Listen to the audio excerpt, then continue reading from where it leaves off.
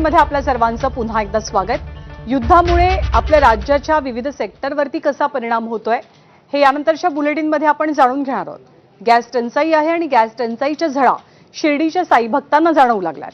गॅसच्या टंचाईमुळे साई भक्तांना 2च्या ऐवजी 1च लाडू प्रसाद पाकिटातून देण्याचा निर्णय मंदिर समितीने घेतला।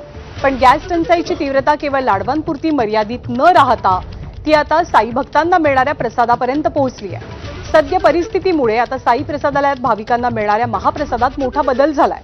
प्रसादाच्या थाळीमध्ये आता 2 भाज्यांच्या ऐवजी केवळ 1 भाजी, चपाती आणि डाळ भाताच्या ऐवजी खिचडी दिली जाणार आहे। युद्ध संघर्ष परिस्थितीमुळे निर्माण झालेल्या गॅस टंचाईच्या पार्श्वभूमीवर साई संस्थाननं हा मोठा निर्णय घेतलाय।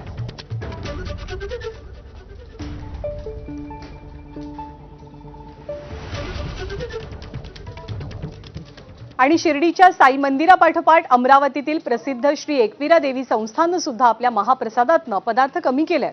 यापूर्वी मंदिराच्या वतीनं महाप्रसादामध्ये वरण, भात, भाजी, पोळी आणि एक गोड पदार्थ भाविकांना दिला जायचा।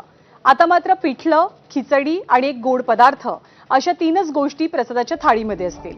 सिलेंडरचा तुटवडा असला तरी अन्नछत्र अखंडितपणे सुरू ठेवणार असल्याचं मंदिर प्रशासनानं सांगितलंय। गॅसचा तुटवडा आहेच, परंतु अन्नक्षेत्र हे बंद राहणार नाही, त्याचा प्रयत्न आम्ही करू। भविष्यात जर अशीच परिस्थिती राहिली तर आम्ही चुलीवर सुद्धा ते महाप्रसाद देऊ लोकांना, भक्त लोकांना। बाहेरगावच्या भक्त लोक जे येतात त्यांना आम्ही चुलीवर करून सुद्धा देऊ, पण अन्नक्षेत्र बंद राहणार नाही। या परिस्थितीमध्ये आम्ही खिचडी आणि पिठलं आणि एक स्वीट म्हणजे शिरा वगैरे देत आहे। आणि कोल्हापूरच्या भुदरगड तालुक्यातील पिंपळगावमध्ये तब्बल 7 वर्षांनी लक्ष्मीची यात्रा होतीये। 16 तारखेपासून 20 तारखेपर्यंत यात्रा असेल, मात्र घरगुती गॅस सिलेंडर मिळण्याची मुदत 45 दिवसांची केल्यानं गावकऱ्यांसमोर संकट उभं ठाकलंय।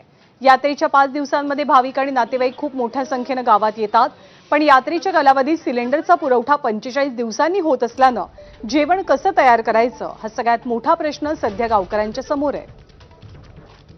यात्रा करणं सर्वसामान्य माणसांच्या आता अडचणीचं झालेलं आहे। गेली 7 वर्षानंतर पिंपळगावातली लक्ष्मीची यात्रा होते। ही परंपरा चालत आलेली शेकडो वर्षानंतर सुद्धा, आणि आज आपल्याला सिलेंडर शासन म्हणते की 45 दिवसानंतर बुक करा, पण बुकिंग केल्यानंतर सुद्धा सिलेंडर मिळणार कठीण आहे। आपल्याला जर सिलेंडर मिळाले नाही, कारण मुंबई, कोल्हापूरकर, पुणेकर सर्व महाराष्ट्रातले लोक या यात्रेला येत असतात। कमीत कमी 2.5 ते 3 लाख लोकांची ही यात्रा भरते।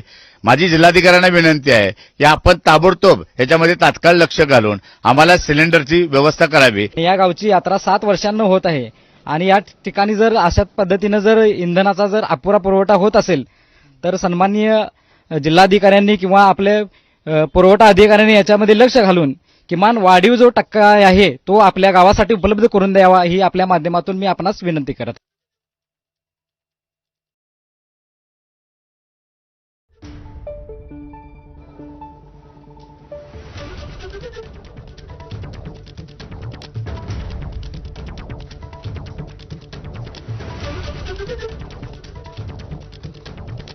तर यात्रोत्सवाला सुद्धा सध्या फटका बसतोय या टंचाईचा। गॅस तुटण्याचं चित्र आहे।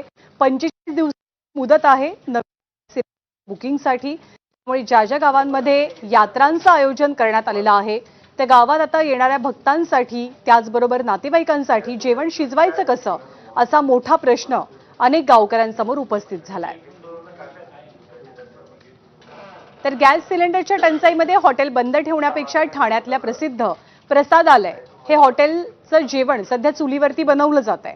प्रसादालय हॉटेलच्या थाळीतील 20 ते 22 पदार्थ चुलीवरती तयार होत आहेत। एलपीजी गॅस सिलेंडरच्या टंचाईमुळे ठाण्यातील 20 ते 30% हॉटेल्स बंद केली गेली आहेत, मात्र काही हॉटेल व्यावसायिक गॅस सिलेंडरचा तुटवडा असताना त्यातून मार्ग काढताना दिसतात। काही जण इलेक्ट्रिक शेगडीवरती तर काही जण थेट आता चुलीवरती स्वयंपाक करताना दिसतात।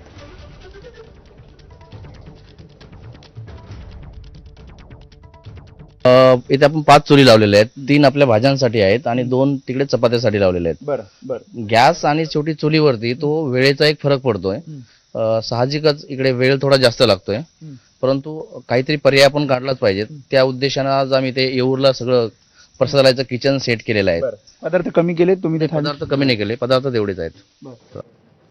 आणि अहिल्यानगरमधल्या संगमनेर MIDCतल्या उद्योगांना व्यावसायिक गॅस मिळत नसल्यानं उद्योग अडचणीत आले, तर दुसरीकडे कामगारांना सुद्धा स्वयंपाक करण्यासाठी